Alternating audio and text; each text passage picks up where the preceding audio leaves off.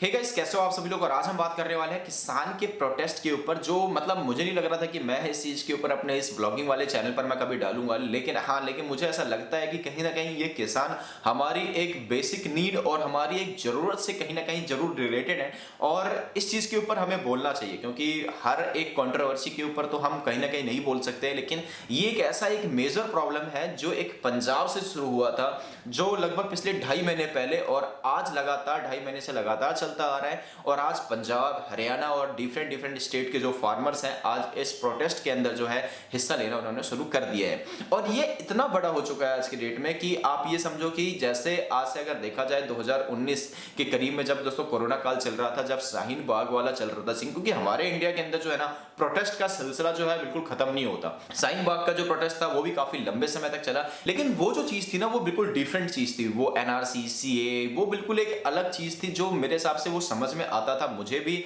और एक आम जनता को भी समझ में आ रहा था कि उससे उन लोगों को ज्यादा मतलब नुकसान नहीं था। लेकिन चलो खैर कोई बात नहीं, उस चीज में हम ज्यादा बात नहीं करेंगे। लेकिन मेन बात आती है यहाँ पर किसान केस की। देखो, किसान लगभग पिछले 2.5 महीने से लगातार प्रोटेस्ट करने लग रहे हैं और यहाँ पर गवर्नमेंट को इस चीज को क्लेरिफाई करना चाहिए, क्योंकि जो बिल इन्होंने जो 3 बिल बेसिकली निकले हैं इनके कहीं ना कहीं इसके अंदर लूप होल्स तो है, क्योंकि इसके डर तो दिखने लग रहे हैं किसानों के अंदर, लेकिन इसका प्रॉफिट जो है ना वो ज्यादा नहीं दिखने लग रहा है इनको, जो एक बहुत ही बड़ा मेजर रीजन है कि आज ये किसान बहुत ही एक बड़े पैमाने पर आकर के इकट्ठा हुए हैं। जो कि ये प्रोटेस्ट पिछले 2.5 महीने से चलने लग रहा है, तो ये ऑब्वियस सी बात है कि कहीं ना कहीं ये गवर्नमेंट और उन फार्मर्स के बीच में एक बहुत ही बड़ा एक कम्युनिकेशन गैप है। और इतने लंबे समय तक कम्युनिकेशन गैप होना, आप ये समझ सकते हो कि इसके अंदर बहुत सारे थर्ड पार्टी का इन्वॉल्वमेंट होना भी बिल्कुल जायज हो सकता है। यानी कि आप ये कह सकते हो कि इसके प्रोटेस्ट के ऊपर हाईजैक होना, यानी कि आप किसी का अगर मोटिव अगर समझ लो कि अगर पॉजिटिव नहीं भी है तो अपने नेगेटिव मंसूदे, आप ये कह सकते हो कि अपने एक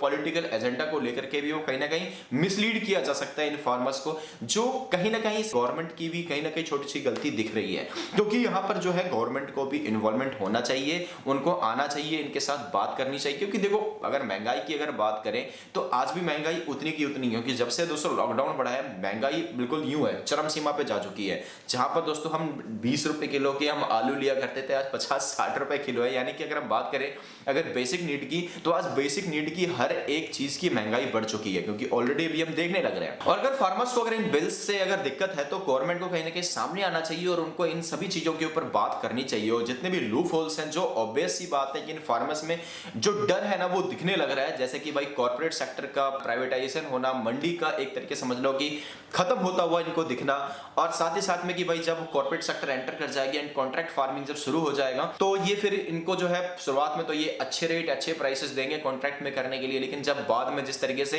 जैसे टाइम बीतता चला जाएगा, जो फिर उसको उनको जो प्राइसिंग है उनको फिर वो कम कर देंगे एंड वो ज्यादा मुनाफे में बाहर बेचेंगे और यहाँ से उनको सस्ते में उठाएंगे, जो एक बहुत बड़ा डर है आज कहीं ना कहीं इनके अंदर। लेकिन अगर देखा जाए तो पेप्सिको पंजाब के अंदर में बहुत ही लंबे समय से काम करने लग रही है, और जिनमें से कई लोगों का जो है कुछ पॉजिटिव भी है, जिनको काफी ज्यादा मुनाफा हुआ है, और जिनमें से कई लोगों को नुकसान भी हुआ है इस कॉन्ट्रैक्ट फार्मिंग की वजह से, जो एक बहुत ही बड़ा डर है इन फार्मर्स के अंदर में। क्योंकि जब सारा का सारा जब प्राइवेटाइजेशन हो जाएगा, क्योंकि जब आप देखोगे आज की डेट में अगर गवर्नमेंट सेक्टर की, क्योंकि जिस तरीके से टेलीकॉम सेक्टर के अंदर बीएसएनएल बिल्कुल ना के बराबर है, खत्म हो चुका, तो उसी तरीके से इनका डर है कि भाई मंडी भी बिल्कुल कहीं ना कहीं बिल्कुल खत्म ना हो जाए, ना के बराबर ना हो जाए, और सभी के सभी कॉन्ट्रैक्ट फार्मिंग पे जब हो जाएंगे तो कहीं ना कहीं ये जो प्राइवेट एंड कॉर्पोरेट जो कंपनीज हैं ये अपनी मनमानी करनी शुरू कर देंगे, जो कहीं ना कहीं देखा जाए तो कुछ तो सच्चाई इसके अंदर दिखता है। क्योंकि मैंने भी प्राइवेट सेक्टर्स के अंदर जो है ये चीजें देखी हैं, जो कई नए नए स्टार्टअप्स होते हैं जो सर्विस रिलेटेड का काम करते हैं, वो स्टार्टिंग में तो आपको बहुत अच्छी प्राइसिंग देते हैं या स्टार्टिंग में आपको बहुत सस्ता देते हैं, लेकिन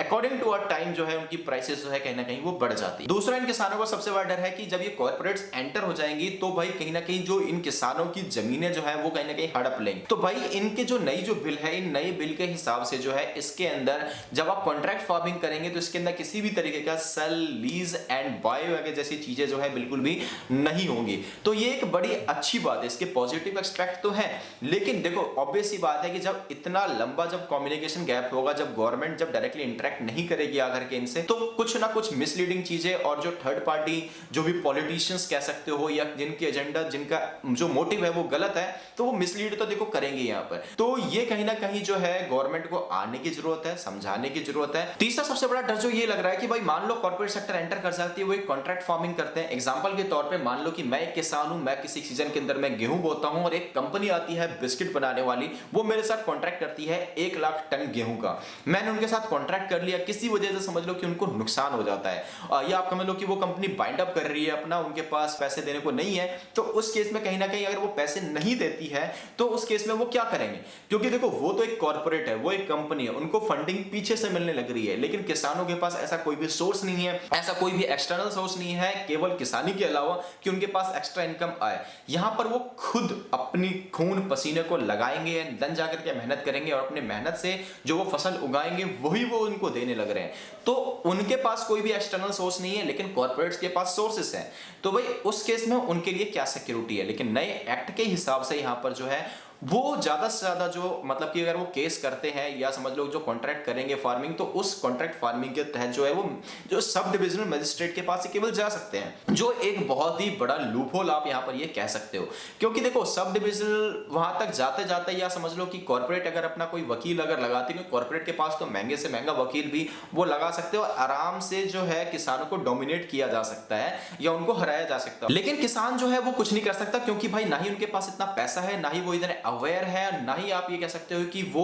इन पचड़ों में पड़ना चाहेंगे कि भाई वो केस लड़े कंपनी के साथ, और या आप ये कह सकते हो कि वो महंगे वकील करें। क्योंकि अगर वो इतना इन सब चीजों में इन्वॉल्व होंगे तो भाई वो खेती कब करेंगे? क्योंकि एक सीजन खत्म होगा तो वो दूसरे सीजन में इन्वॉल्व होंगे, दूसरा खत्म होगा तो वो तीसरे सीजन में इन्वॉल्व हो जाएंगे। तो भाई उनके पास इतना टाइम नहीं है, ना ही वो इतना इन चीजों में पढ़ना चाहेंगे। तो ये गवर्नमेंट ने एक बहुत ही बड़ा एक लूप होल छोड़ा हुआ है कि भाई वो जो है समझ लो अगर कोई किसान अगर कोई केस करता भी है तो ज्यादा से ज्यादा कहां जा सकता है? वो जा सकता है अकॉर्डिंग टू दिस एक्ट, ये केवल जो है सब डिवीजन मजिस्ट्रेट के पास ही केवल ये जा सकता है। लेकिन यहां पर ऐसा नहीं होना चाहिए, ये कोर्ट में तक एटलीस्ट जो है थोड़ा हायर अथॉरिटी तक भी ये जाना चाहिए अगर वो पैसे नहीं देता है तो। और कहीं ना कहीं कुछ एक्स्ट्रा सेफ्टी भी जो है यहां पर देनी चाहिए गवर्नमेंट को कि अगर वो नहीं होता तो एटलीस्ट उसको मुनाफा यार किसानों को मिलना जरूरी है। क्योंकि हमारे इंडिया के अंदर इतना बड़े बड़े लैंड नहीं है यहाँ पर किसानों के पास, अमेरिका की तरह कि भाई सबके पास 25 एकड़ 50 एकड़ या 200 एकड़ की जमीन हो। यहाँ पर कई कई छोटे किसान भी है, यहाँ पर कई कई बड़े किसान भी है। तो ये चीजें यहाँ पर सोचने की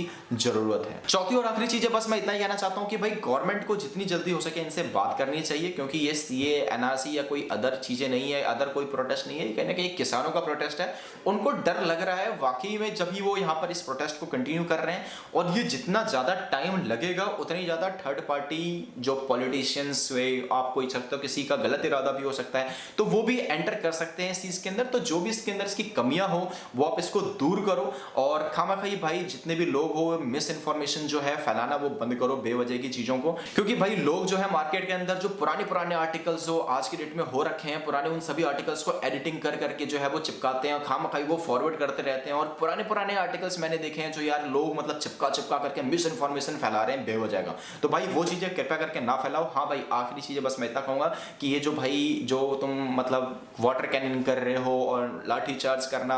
ये गड्ढे खोदना, भाई ये सब चीजें बंद करो। ये सारी चीजें व्यर्थ है, ये इनका काम है दिन रात का। ये किसान है भाई, मतलब समझो हम सब भी गांव के एक रिलेटेड में रहते हैं, तो हमारा कहीं ना कहीं जो फ्यूचर और बेस जो जुड़ा हुआ कहीं ना कहीं वो गाँव से ही है, तो हम ये चीजों को समझ सकते हैं बड़ा ही अच्छे से।